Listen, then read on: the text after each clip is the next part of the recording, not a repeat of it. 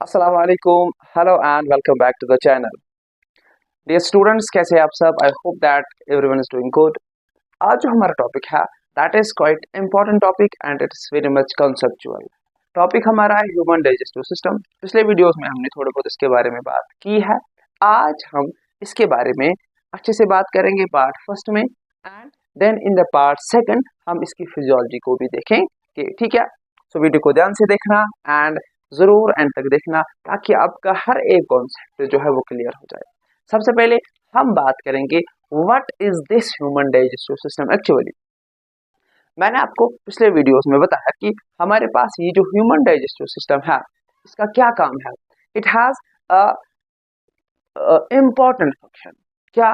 That is the digestion of the complex substances और the insoluble substances. Sir ji, इसका क्या मतलब है? फॉर एग्जाम्पल, मैंने आपको ये बोला था if we have proteins in the body तो हमें उसको कन्वर्ट करना है इनटू द अमीनो एसिड्स। थोड़ा मैं रिवाइज करता हूँ सो दैट कि आपको कनेक्ट रहे वो वाला लेक्चर और ये वाला लेक्चर। ठीक है, गर्मी बहुत ज्यादा है तो इसलिए मैं थोड़ा जल्दी कर रहा हूँ। ठीक है ना।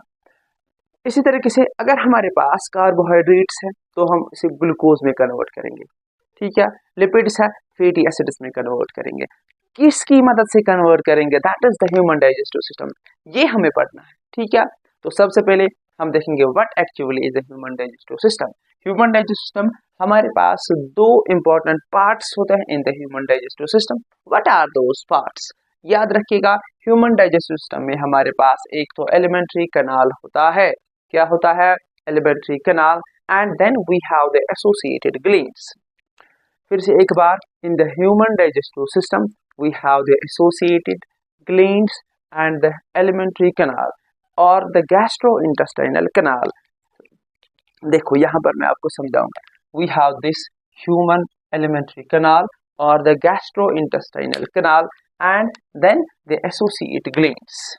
ये हमें आज पढ़ना है। समझ में आ रही है आपको बात? अब देखो, हमारे पास ये जो गैस्ट्रो इंटेस्टाइनल कैनाल है ये कहाँ से स्टार्ट होती है? स्टार्ट होता है इसका माउथ से अप टू द एनस तक। याद रखना है आपको। ये जो गैस्ट्रो इंटेस्टाइनल कैनाल है, गैस्ट्रो इंटेस्टाइनल कैविटी है, it starts from the mouth till anus. Mouth में इसका जो पहला पार्ट है हमारे गैस्ट्रो इंटेस्टाइनल पार्ट का, वो है माउथ। अब माउथ में हमारे पास क्या क्या होता है? एक तो बक्कल कैविटी होती है, this is the buccal cavity. ठीक है, वहां पर हमारे पास टीथ होते हैं एंड द टंग। समझ में आ रही है आपको बात? क्या क्या? सबसे पहले we have the mouth, we have the buccal cavity, we have the teeth. ये आपके माउथ का पार्ट है। अब इसके साथ एक एसोसिएटेड ग्लैंड होता है। हाउ इट वर्क्स, ठीक है ना। एसोसिएटेड ग्लैंड का क्या मतलब है? देखो, जो भी एसोसिएटेड ग्लैंड सिक्रीट करता है सिक्रीशन, वो हमें मदद देता है इन द डाइजेशन, लेकिन वो उसी ग्लैंड में काम नहीं करता है। याद रखना है आपको। देखो फॉर एग्जांपल, अगर मैं आपको बताऊंगा कि यहाँ पर हमारे पास होता है gland that is salivary gland, तो सैलिवरी ग्लैंड में ही हमें हमारे पास जो कार्बोहाइड्रेट होता है वो डाइजेस्ट नहीं होता है बल्कि वो माउथ में होता है। ठीक है, दैट मीन्स कि जितने भी ग्लैंड्स हैं उनका खाली एक ही काम है सिक्रीट करना। ठीक है ना। और बाकी जो डाइजेशन होती है वो गैस्ट्रो इंटेस्टाइनल पार्ट्स में होती है। समझ में आ रही है आपको बात? अब देखो, हमारे पास ये जो माउथ है, हम खाना चबाते हैं उसके साथ मिलता है सलाइवा। सलाइवा को कौन सिक्रीट करता है माय डियर? देखो, सलाइवा को कौन सिक्रीट करता है मैं आपको बताऊंगा। हमारे पास माउथ में होते हैं सलेवरी ग्लैंड। सलेवरी ग्लैंड करता है secrete enzyme that is the saliva और द टाइलिन या सलेवरी अमाइलेज। ठीक है, तो इसका क्या काम है वो हम देखेंगे and physiology will be discussed in the second lecture. अब देखो, यहाँ पर ये जो फूड मिक्स हुआ उसे हम कहते हैं बोलस। हमें ये जो फूड है इसमें कार्बोहाइड्रेट भी होगा, इसमें स्टार्च भी हो सकता है, इसमें प्रोटीन भी हो सकता है, इसमें फैट भी हो सकता है, लेकिन हमारे माउथ में खाली डाइजेशन होगी किसकी? कार्बोहाइड्रेट की, स्टार्च का। ये जो स्टार्च की जो डाइजेशन होती है that is in the mouth. आपसे कभी कभार क्वेश्चन पूछा जाएगा कि आप हमें बताओ कार्बोहाइड्रेट की डाइजेशन कहाँ से स्टार्ट होती है, तो स्टार्ट होती है फ्रॉम द माउथ। अब इस बोलस को, ये जो बोलस होता है sir what is it mean, ये जो बोलस है, बोलस क्या होता है? बोलस के साथ साथ हमारे मुंह में जो फूड होता है उसके साथ जब मिलता है सलेवा, उसे हम कहते हैं बोलस। ठीक है, सभी फ्लूइड जैसा ये ना, इस सलाइवा होता है, जब ये फूड के साथ मिलता है तो इसे बोलस कहता है। तो इस बोलस को हम नीचे लाते हैं by the help of oesophagus. Oesophagus is the only organ of this alimentary canal where there is no digestion, ये आपको याद रखना है। अब इस इसोफेगस का क्या काम है? It transports the bolus into the stomach by the help of some movements called the peristaltic movement. आपसे क्वेश्चन पूछा जाएगा बोर्ड एग्जाम्स में काफी बार आता है कि the food is transported from the mouth to the stomach by the process of peristaltic movements। ठीक है, समझ में आई आपको बात? अब हमारे पास और एक important पार्ट है, दैट इज द स्टमक। हम स्टमक तक पहुंच गए ना। अब स्टमक में हमारे पास क्या है? स्टमक में हमारे पास एंजाइम्स है, स्टमक में हमारे पास HCl है, स्टमक में हमारे पास और एक म्यूकस है। ये आपको याद रखना है इन नटशेल। अब इतना जो मैंने लिखा वो will discuss it in the physiology section. फिर मैं आपको बताऊंगा in the stomach we have first part that is the cardiac part। इसे हम cardiac part इसलिए कहते हैं because heart lies near to this section। ठीक है, that's why it's called the cardiac part, then it is the fundus part and this is the pyloric part। so in the stomach we have the gastric juices, the gastric juice को कौन secrete करता है? Gastric glands. ठीक है, stomach में present होते हैं gastric glands, वो सिक्रीट करेगा गैस्ट्रिक जूस, और गैस्ट्रिक जूस सिक्रीट करेगा enzymes like we have the pepsinogen, we have the gastric lipase. ठीक है, समझ में आ रही है आपको बात? एंड हमारे पास और एक किस्म का जो है ना एक सेल होती है जिसे हम कहते हैं ऑक्जेंटिक सेल, वो सिक्रीट करता है HCl। देखो यहाँ पर मैं आपको एक इम्पोर्टेंट बात बताऊंगा, ये हम आगे भी डिस्कस करेंगे। हमारे पास ये जो पेप्सिनोजन होता है, this is in inactive stage. याद रखना है आपको, जब भी फूड इसमें नहीं होता है, इसमें जो एंजाइम्स होते हैं वो होते हैं इन इनएक्टिव स्टेज। उन्हें एक्टिवेट कौन करता है माय डियर? उन्हें एक्टिवेट करता है हमारा HCl।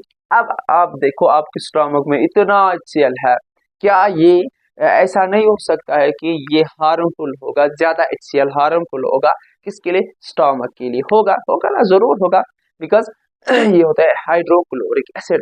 Acid is very much harmful to the stomach. अब इसको कौन बचाएगा? इसको बचाएगा we have the mucus sales.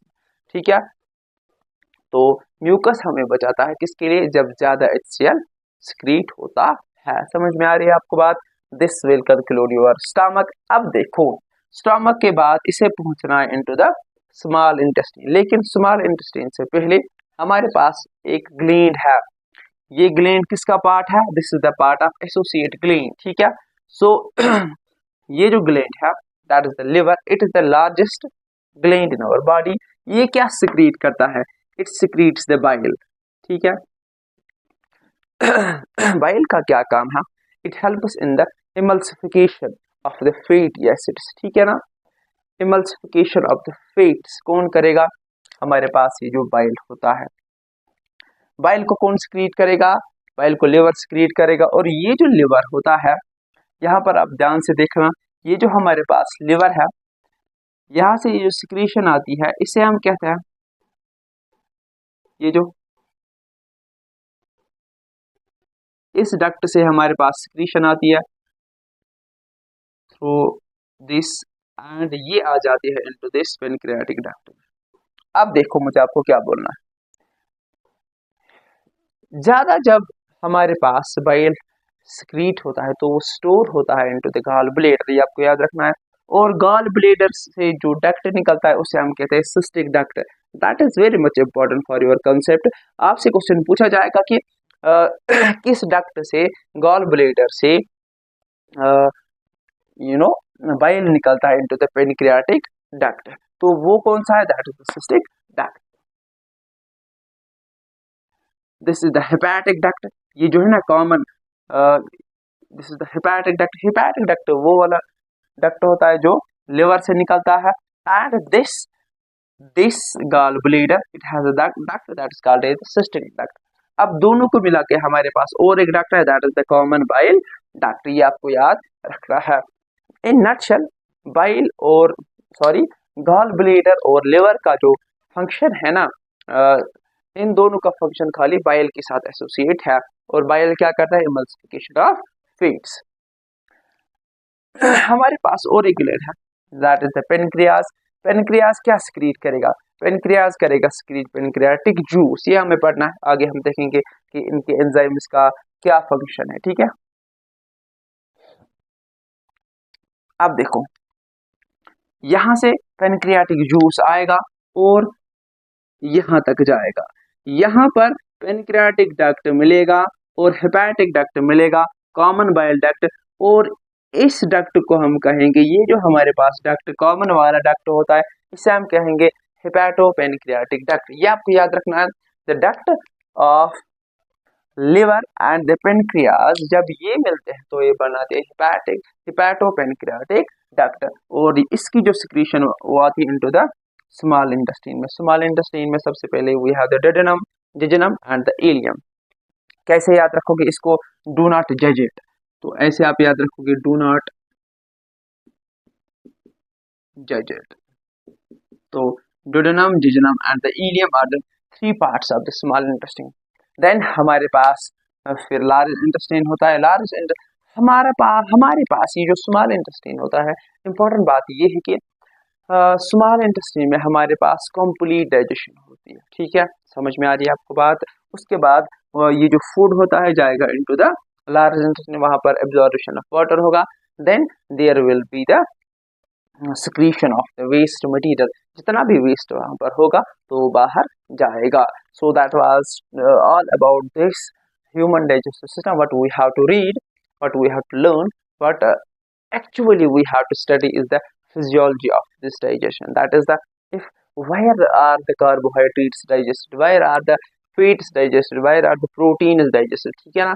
थोड़ा सा अब इसमें रह गया है, वो है हम कैसे इंजेस्ट करेंगे, हम कैसे डाइजेस्ट करेंगे, ठीक है। देन हम कैसे उसको एब्जॉर्प्शन करेंगे, then assimilation and the excretion at the end of the day, ठीक है। So this is all about the human digestive system.